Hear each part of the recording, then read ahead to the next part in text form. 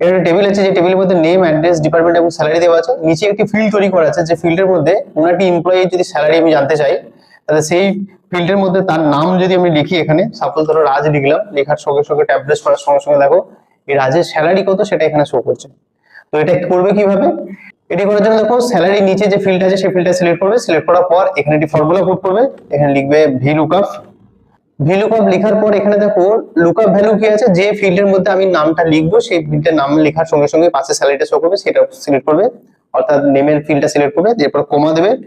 কমা দেওয়ার পর এখানে দেখো টেবিল অ্যারে, এই গোটা টেবিলটাকে এভাবে সিলেক্ট করে দেবে। সিলেক্ট করার পর কমা দেবে। কমা দেওয়ার পর হচ্ছে ইন্ডেক্স নাম্বার, অর্থাৎ এখানে কত নাম্বার ফিল্ডের মধ্যে স্যালারিটা আছে, অর্থাৎ স্যালারিটা যেহেতু আমি এখানে শো করাতে চাইছি, তাহলে এখানে কত নাম্বার কলামের মধ্যে স্যালারিটা আছে, 4 নাম্বার, তাহলে এখানে লিখবে 4। 4 লেখার পর কমা দেবে, দেওয়ার পর এখানে ফলস লিখবে এখানে, তারপর ব্র্যাকেটটা ক্লোজ করে দেবে। ব্র্যাকেটটা ক্লোজ করে দেওয়ার পর এন্টার দেবে। দেখো এখানে আছে নট অ্যাপ্লিকেবল এসছে, এখানে নামটা টাইপ করবে, এখানে ধরো আরিফ লিখলাম, লেখার সঙ্গে সঙ্গে দেখো এখানে স্যালারি চলে এসেছে। এরপর ওই ফিল্ডের মধ্যে অন্য নাম লিখো,